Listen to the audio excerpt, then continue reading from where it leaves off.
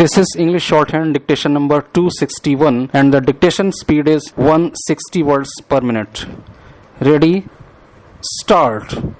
It is my proud privilege to be present here for the inauguration of the Jaipur bench of the Armed Forces Tribunal. It is hoped that this tribunal will serve as an effective grievance redressal mechanism for the defense personnel who are called on to make countless personal sacrifices to protect the country. Thousands of them have laid down their lives during armed conflicts, and all of them have rendered exemplary service during emergency situations such as those which follow natural disasters and civil disturbances. Whenever or wherever they are called, they are ready to serve the country. Many of the armed forces personnel work in far-flung areas, and in a way, the justice delivery system is inaccessible to them. Even if they have genuine grievances, it is considerably difficult for them to directly approach the judicial system. Therefore, it was necessary to create a specialized forum wherein their interests would be accounted for, while at the same time maintaining the prestige of the armed forces. It is with this objective in mind that the Armed Forces Tribunal was conceived of. It was Justice D.A. Desai who had expressed the necessity for providing a right of appeal against the orders, findings, and sentences given in court-martial proceedings. These observations were made in the case of Lieutenant Colonel P.P.S. Bedi and others versus Union of India and others, and later also highlighted in the 169th report of the Law Commission of India. This report had also stressed on the need for amending the relevant provisions of the Army Act 1950, the Air Force Act 1950, and the Navy Act 1957. It was perceived that the content of these legislations had largely carried on the colonial era mindset of authoritarianism. However, with the passage of time, it was necessary for the military justice system to evolve towards liberal norms, while at the same time ensuring that a high level of discipline and efficiency is maintained among the personnel. In pursuance of these objectives, the Armed Forces Tribunal Bill was introduced in the Rajya Sabha in December 2005. The bill was referred to the Parliamentary Standing Committee on Defence and was subsequently passed and enacted as the Armed Forces Tribunal Act 2007. The principal bench of the Armed Forces Tribunal has been set up in New Delhi, and the same was inaugurated in August 2009. Apart from the Jaipur bench, there will be regional benches located in Chandigarh, Lucknow, Mumbai, Kolkata, Guwahati, Chennai, and Kochi respectively. While the benches at Delhi, Jaipur and Lucknow will have 3 courts each, the other benches will have 1 court respectively. Each court will be manned by 1 judicial member and 1 administrative member. The tribunal has been given original as well as appellate jurisdiction. In its original jurisdiction, the tribunal has been empowered to hear and decide grievances pertaining to service matters such as those relating to remuneration, retirement benefits, tenure, appointment, seniority, promotion and superannuation, among others. Prior to the establishment of the Armed Forces Tribunal, defense personnel had no other option but to approach the High Courts or the Supreme Court to seek relief in such matters. With the creation of the Armed Forces Tribunal, they will have access to an exclusive and specialized forum. The pending matters will also be transferred from the respective High Courts to the benches of the Tribunal.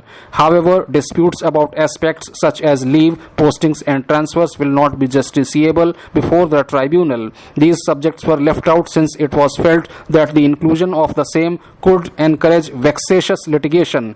Another safeguard against frivolous claims is that the parties who approach the tribunal must demonstrate that they have already exhausted the remedies available to them under administrative rules and regulations.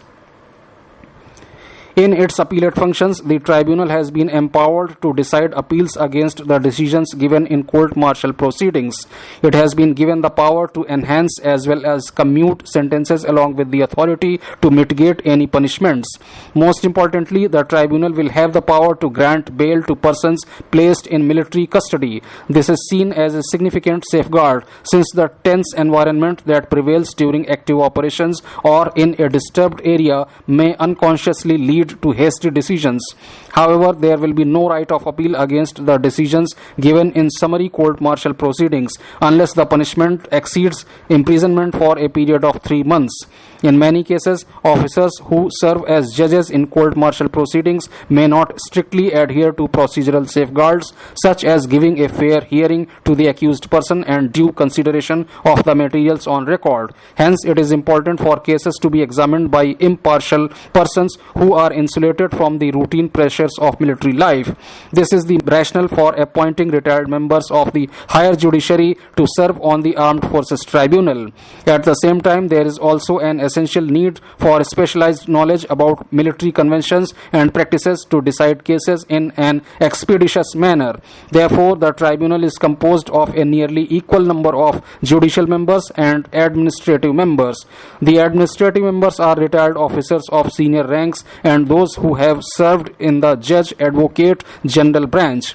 The Armed Forces Tribunal has been vested with the powers given to ordinary courts, such as those of requiring the attendance of witnesses, the production of documents, and the recording of evidence. In the exercise of its original jurisdiction over service matters, the tribunal is not bound to follow the Code of Civil Procedure 1908, but the members must ensure that the principles of natural justice are strictly adhered to. Defense personnel can present their cases themselves or seek representation through a lawyer of their own choice. Furthermore, the tribunal will function as a court of record and will have the power to punish for contempt. It will exercise powers similar to those of a criminal court in respect of offences such as forgery, perjury, and misrepresentation in the proceedings. Parties who will be aggrieved by the decisions of the tribunal will have the option of approaching the Supreme Court by way of a petition seeking special leave to appeal under Article 136 of the Constitution of India. The Armed Forces Tribunal Act 2007 has also conferred certain rule-making powers on the central government which have already been exercised to frame rules about aspects such as the appointment of members, the procedure to be followed in proceedings, the procedure for investigating allegations of misconduct by members and their removal, among others. In short, there is a clear intent of ensuring substantive as well as procedural justice. I would like to emphasize that the success of any tribunal can be judged on three general parameters. The primary concern is that of ensuring institutional as well as personal independence when it comes to making decisions. Secondly, the members must demonstrate efficiency by maintaining a healthy disposal rate. The third parameter is that of proper enforcement of the orders and decisions. It is my sincere hope that the various benches of the Armed Forces Tribunal will perform well on all of these counts. With these words, I would like to express my gratitude for the opportunity to speak here today. Ladies and gentlemen, I am grateful for the invitation to attend this program. There is an inherent correlation between the empowerment of women and the promotion of peace and development in any society. Women play the essential role of nurturing the next generation and looking after the welfare of their families. Hence, that education, proper health care, and equality of opportunity in the realms of employment and political participation expands personal freedoms and enhances social welfare at the same time. However, our society is rife with gender-based discrimination, which is evident in the private as well as public sphere. The problem begins with social evils such as sex-selective abortion, female infanticide, and abandonment of baby girls, which skews the overall gender balance in the population. Girl children also face disadvantages in matters such as nutrition, education, and healthcare in comparison to boys. As girls reach their adulthood, they face an increased risk of sexual abuse. Even in the marital home, there is widespread prevalence of dowry harassment, domestic violence, and subordination in matters relating to ownership and control of property. In the public sphere, chauvinistic attitudes have persisted, and it is only in recent years that there has been a significant increase in the number of women who form part of the workforce. Despite these gains, there are several obstacles which prevent women from making progress. Gender-based discrimination is a complex web, and some forms of discriminations are often defended by invoking customs and religious beliefs. The foremost means for engineering social reforms is obviously that of education. This means that gender justice should not only be an important component of the school and college curriculum, but it should be constantly emphasized through the mass media and public awareness campaign. The family is of course the most important site for inculcating respect for women. If the female members of the family are treated with dignity and have an equal say inside the four walls of a home, they will also be empowered in the public sphere. With each passing year, more and more girls are excelling in studies and making a mark in the various professions.